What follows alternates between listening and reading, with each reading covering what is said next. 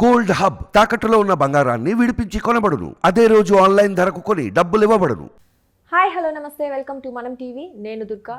ఇప్పుడు మనతో పాటు ఉన్నారు Jai Bharat national party spokesperson Anagani Ramprasad గారు. ఇప్పుడు వారితో మాట్లాడదాం. సార్ నమస్తే. సార్ నమస్తే అండి. మీ పార్టీ జై భారత్ నేషనల్ పార్టీ. సో మనకి మీరు అంటున్నారు మేము పోటీ చేయబోతున్నాం, రేపు ఏపీ ఎలక్షన్స్లో పోటీ చేయబోతున్నామని అన్ని హామీలని మీరు అవన్నీ ఇస్తున్నారు. బట్ స్టిల్ మాకు ఎక్కడా పేరు ఎందుకు వినిపించట్లేదు? అలాగే వేరే పార్టీలు కూడా మీ పార్టీ గురించి ఒక కామెంట్ చేయడం కానీ ఏదైనా మాట్లాడడం కానీ ఎందుకు జరగట్లేదు సార్? మా పార్టీని గురించి కామెంట్ చేసే ధైర్యం ఏ పార్టీకి లేదు, అంత సాహసం కూడా. మేము తయారు చేసిన ప్రజా మేనిఫెస్టో ప్రజల్లో తిరిగి ప్రజల యొక్క సమస్యలను తెలుసుకొని వాటిని ఎలా పరిష్కరించాలనే దాని మీద గత 7-8 సంవత్సరాలు జేడీ లక్ష్మణ గారు చేసినటువంటి కృషి మేనిఫెస్టో రూపంలో వచ్చింది.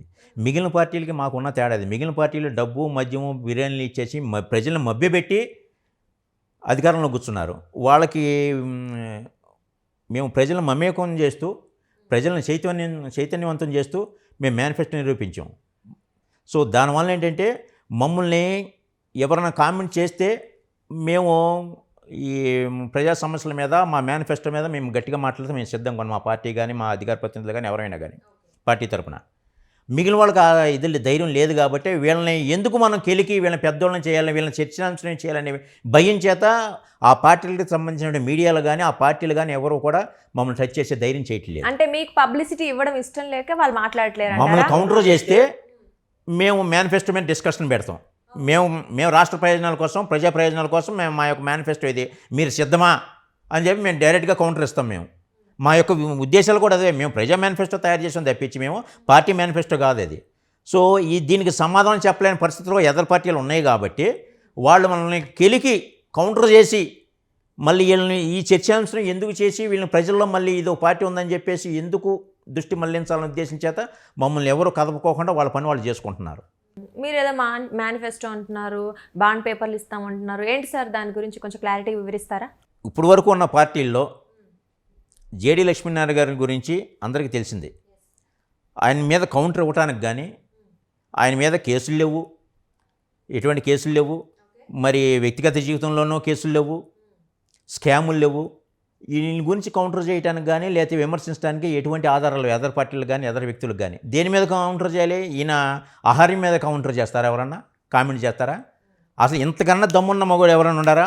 ఒక పార్టీ అధ్యక్షుడిగా నేను మీ నియోజకవర్గానికి నేను పోటీ చేస్తున్నాను పలానా విశాఖ నార్త్ నుంచి, మీ యొక్క నియోజకవర్గ సమస్యలని నేను తీర్చుతానని చెప్పేసి బాండ్ పేపర్ ఇచ్చి మరీ ఈయన ముందుకెళ్తున్నారు. మరి ఆ సాహసం ఏ పార్టీ అధ్యక్షుడికైందా? ఇక్కడ చంద్రబాబు నాయుడు గారు కానీ లేకపోతే జగన్మోహన్ రెడ్డి గారు కానీ లేకపోతే పవన్ కళ్యాణ్ కానీ ఈవెన్ ప్రధానమంత్రి నరేంద్ర మోడీ గారికి అయినా సరే నేను ఈ హామీలు ఇస్తున్నాను, ఇది నివర్తించకపోతే నా పైన యాక్షన్ తీసుకుని అని చెప్పేసి బాండ్ రాసి పోటీ నిలబడే దమ్ము ఎవరికైనా ఉందా?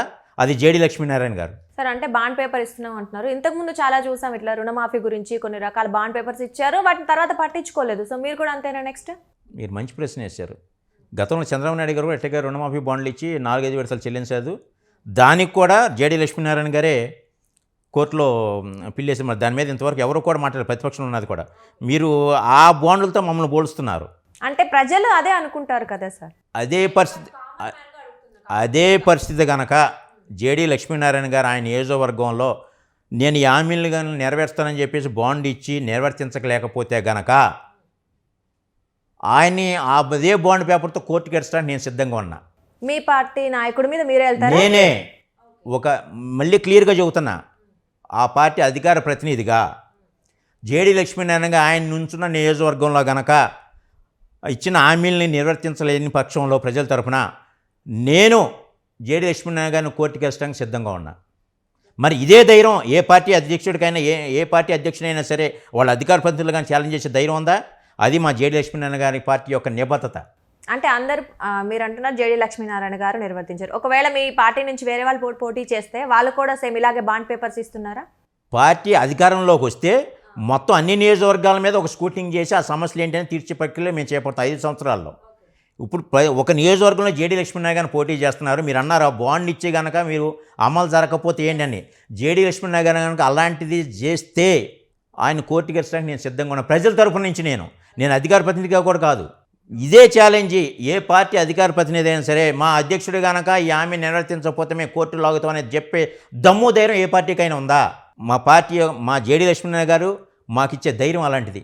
ఆయన పక్కన మేము ప్రయాణం చేస్తూనే సింపుల్గా ఒక ఊరికే రైట్ సైడ్కి వెళ్ళిపోతే సరిపోతుంది సార్ అన్నా కానీ ఆయన తప్పు చేయనివారు, కంపల్సరీ చుట్టూ తిరిగి రావాల్సింది అంటారు తప్పించి ఏదో తప్పు చేసి మనం పక్క వెళ్దాం అంటారు. అలాంటి వ్యక్తి, ఆయన నిబద్ధతతో కూడుకున్నటువంటి వ్యక్తి, ఆయన జాబ్లో ఎంత సక్సెస్ఫుల్ అయ్యానో తెలిసిన అలాంటి వ్యక్తి మాకు కోర్టుకు లాగే అవకాశం ఇస్తారని మీరు ఎలా అనుకుంటున్నారు, ప్రజలు ఎలా అనుకుంటారు?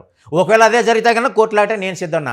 అట్లా కోర్టు లాగలేకపోతే అనగాని రామప్రసాద్ సన్న వెంకటరత్నమే కాదు. అంటే సార్, జనరల్గా రాజకీయ నాయకులు మేనిఫెస్టోలు ఇస్తారు, బాండ్ పేపర్స్ ఇస్తారు, రకరకాల హామీలు ఇస్తూ ఉంటారు. ఎలక్షన్స్ అయిపోయిన తర్వాత వన్స్ అధికారంలోకి వచ్చిన తర్వాత ఇలాంటి ఏమి గుర్తుండవు. ఇప్పటి వరకు రాజకీయ పార్టీలు ప్రజలు మోసం చేస్తున్నాయి.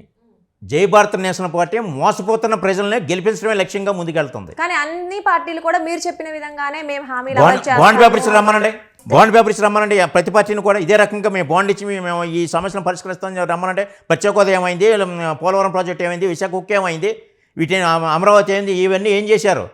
అంటే అవన్నీ కూడా తెస్తున్నాం, మేము మాట్లాడుతున్నాం అంటున్నారు, కానీ ఏది జరగట్లేదు. మేము అట్లా కాదు, ఆ నియోజకవర్గానికి కనుక ఆ సమస్యలు కనుక ప్రజా సమస్యలు, వ్యక్తిగత సమస్యలు కాదు.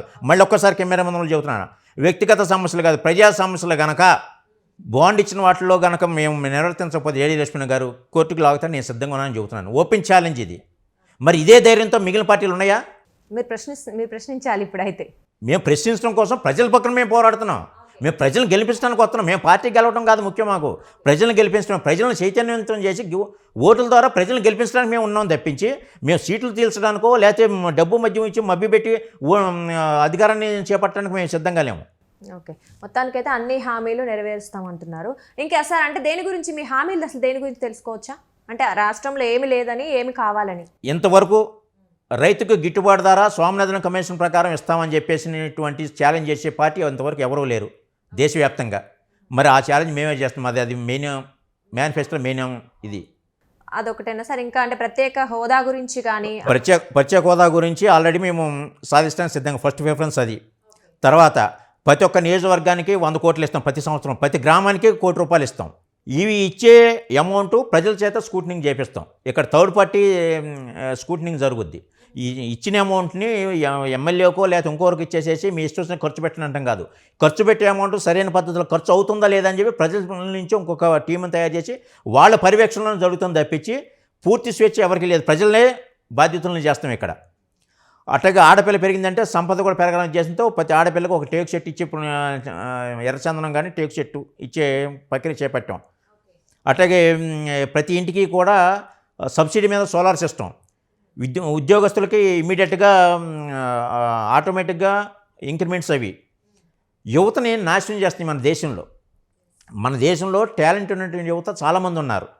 నీళ్లతో కూడా కారు నడిపించగల సామర్థ్యం ఉన్నటువంటి యువత ఉండి కూడా మన దౌర్భాగ్యం ఏంటంటే కొరియా కంపెనీస్ అందినటువంటి కియా కంపెనీని మన అనంతపురంలో తెచ్చుకున్నాం. దానివల్ల ఉపయోగం ఏంటి? మన యువత అంతా నట్లు బిగించడానికి, దాన్ని అసెంబుల్ చేయడానికి, దాన్ని తొడవడానికి, సర్వీసింగ్ చేయడానికి తప్పించి మన యువత యొక్క నైపుణ్యాన్ని ఉపయోగించుకొని ముందుకెళ్ళి ప్రక్రియ చేపట్టలేదు. ఈవెన్ దాని యొక్క స్పేర్స్ కూడా కొరియా నుంచి ఇంపోర్ట్ చేసుకోవాలి. ఎక్కడైనా సరే ఒక కంపెనీ వచ్చిందే దాని సబ్సిక్వెంట్ కంపెనీస్ అనేక వస్తాయి, ఇండస్ట్రీస్. అంటే ఉపాధి కూడా అవకాశాలు కల్పిస్తారండి. ఉపాధి ఇప్పుడు ఈ సంక్షేమ పథకాల ద్వారా మీకు సంవత్సరానికి 15,000 వస్తున్నాయేమో, నెలకు 15,000 సంపాదించుకునే అవకాశం మేము కల్పిస్తాం. చిన్న చిన్న కుటీర పరిశ్రమల ద్వారా కానీ ఇండస్ట్రీస్ ద్వారా కానీ యువతకి, మహిళలకి అన్ని రకాలుగా కూడా మీరు గౌరవంగా బతికే అవకాశం మేము కల్పిస్తాం తప్పించి మీరు ఒకరి చేతి కింద మీరు ప్రభుత్వం అడగడం కాదు, మీరు ప్రభుత్వానికి ఇచ్చే స్థాయిలో ఉండాలనేది జై భారత్ నేషనల్ పార్టీ యొక్క ఆశయం. ఓకే, అంటే ప్రజల కోసమే ఏర్పడింది మీ పార్టీ అంటే? ప్రజల్లోంచి పుట్టిందే పార్టీ మాది. అందుకని ఎంత కాన్ఫిడెంట్గా చెబుతున్నాం. మాకు జేడీ లక్ష్మణ్ గారు నేనేదో హామీలు ఇచ్చేసేస్తున్నాను అని చెప్పట్లేదు. హామీలు కనుక నేను ఈయన అధికారంలోకి వస్తే, రాష్ట్ర ప్రభుత్వం ఈయన అధికారంలోకి వస్తే కనుక జనాలు ఈయన్ని నమ్మి ఓట్లేసి గెలిపించి ఈయన కనుక అధికారం ఇస్తే, సీఎం కనుక అయితే జేడీ లక్ష్మణ్ గారు అన్ని నియోజకవర్గాలను అభివృద్ధి చేస్తాం. లేదు ఇప్పుడు టైం లేదు కాబట్టి జేడీ లక్ష్మణ్ గారు ఈయన బాండ్ ఇచ్చి వెళ్తున్నారు కాబట్టి ఆ బాండ్లో ఉన్న అంశాలను నిర్వర్తించకపోతే కోర్టుకు లాగడానికి కూడా నేను సిద్ధంగా ఉన్నానని చెప్పి ఒక అధికార ప్రతినిధిగా నేను ఛాలెంజ్ చేస్తాను. మరి ఈ ధైర్యం ఏ పార్టీకైనా ఉందా, ఏ అధికార ప్రతినిధికైనా ఉందా, ఏ ముఖ్యమంత్రికైనా ఉందా, ఏ అధ్యక్షుడికైనా ఉందా? చూద్దాం సార్, మరి దీన్ని ప్రజలు ఏ విధంగా రిసీవ్ చేసుకుంటారు, వాళ్ళు ఎలాంటి నిర్ణయాలు తీసుకోబోతున్నారు, మొత్తం అయితే వాళ్ళ చేతుల్లోనే ఉంది కాబట్టి వెయిట్ చేసి చూద్దాం sir. Thank you so much.